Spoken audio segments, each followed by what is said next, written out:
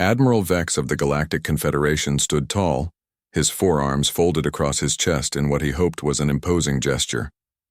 The delegation of humans before him seemed unimpressed, their expressions ranging from polite interest to barely concealed boredom.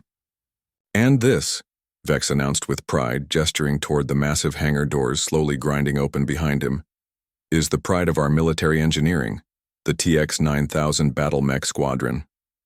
As the doors fully retracted, a row of 12 colossal machines came into view.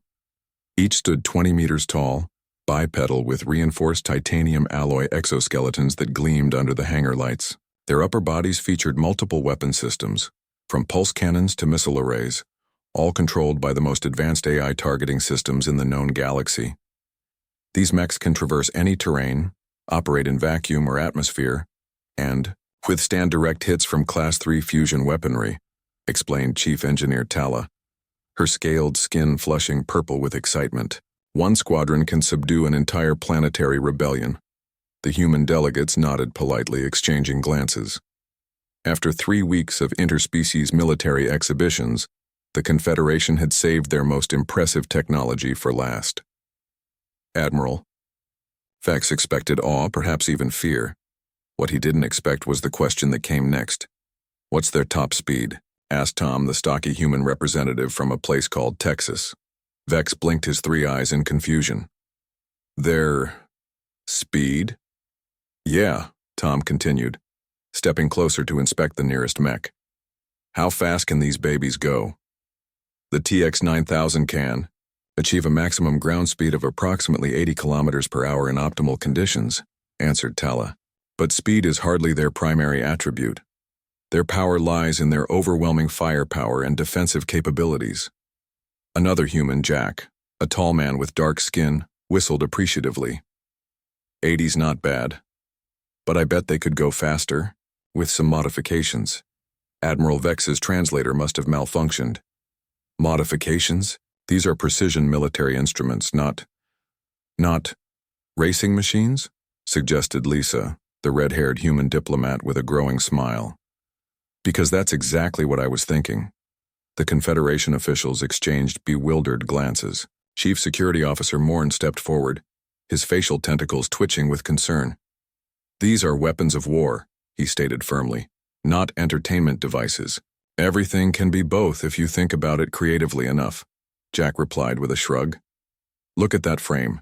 Strip away half the armor, upgrade the hydraulics, tune the power distribution. I'd say you could double that speed easy." Tom nodded enthusiastically. "And widen the stance for better cornering. Those legs look too rigid for high-speed turns." Admiral Vex was at a loss for words. The humans were looking at the galaxy's most advanced battlefield weapons and seeing potential race vehicles? "Perhaps," interjected Diplomat Wren, the most level-headed of the Confederation representatives, "our guests misunderstand the purpose of this demonstration. These mechs represent decades of research and billions in development costs. They are designed for tactical superiority, not racing." Lisa's eyes sparkled. "All the better reason to race them. Nothing tests engineering limits like competition." "Absolutely," agreed Tom. "War tests machines under controlled conditions. Racing tests them under chaotic ones. You want to race our battle mechs?" Admiral Vex finally managed, his voice rising an octave. "Well, not just yours," Jack clarified. "Ours too. We've got some pretty impressive models back home.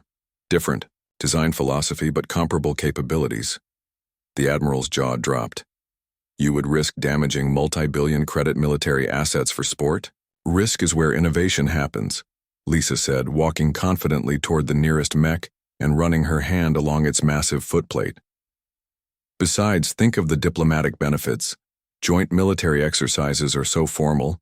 A friendly competition, though, that builds real relationships." Diplomat Wren's antennae twitched thoughtfully. "There is some logic to this approach. Unconventional but potentially valuable for cultural exchange." Chief Engineer Tala, initially horrified at the suggestion, now appeared contemplative.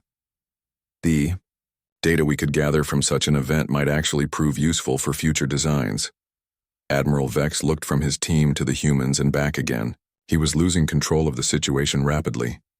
Where would such a race even take place? 6 months later, Admiral Vex still couldn't believe what he was witnessing. The Martian plains stretched out before him, transformed into a massive racing circuit with natural obstacles and artificial challenges.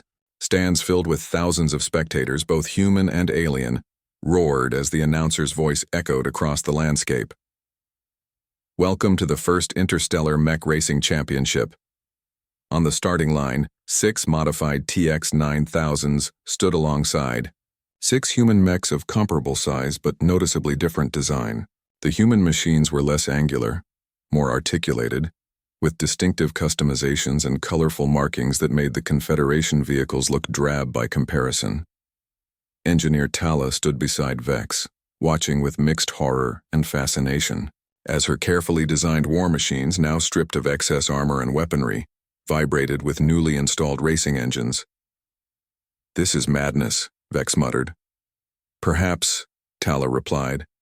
"But look at the modifications they've made. That cooling system design. I would never have considered it. And the joint lubricant they developed could extend our mech's battlefield endurance by 40%. The starting signal flashed, and 18,000 tons of military technology lurched forward in a thunderous stampede. Clouds of red Martian dust billowed behind them as they accelerated toward the first obstacle, a series of massive concrete barriers. The Confederation mechs, still moving with military precision, navigated the course methodically. The human machines, by contrast, bounded forward with surprising grace, some even executing aerial maneuvers over smaller obstacles. "They're going to destroy themselves," Vex predicted grimly. But as the race progressed, something unexpected happened. The Confederation pilots began adapting, learning from their human counterparts. By the second lap, they were taking risks, finding faster lines through the course, pushing their machines beyond their designed parameters, and surviving. In the TUE command center, Diplomat Wren approached Vex with an unusual expression. "The cooperation metrics between our species have improved 24% since this project began," she reported. "And military technology exchange has increased 31%. All from what appeared to be a frivolous suggestion. Vex watched as a human mech and a Confederation mech battled for position, neither yielding, both performing maneuvers that would have been deemed impossible 6 months ago. "Perhaps," he admitted reluctantly, "there is something to be learned from the human approach after all." As the finish line approached, Vex found himself on his feet, shouting encouragement alongside everyone else. When the checkered flag waved, it hardly mattered which mech crossed first. What mattered was that weapons of war had become, however temporarily, instruments of unity. And that was a victory neither side had anticipated.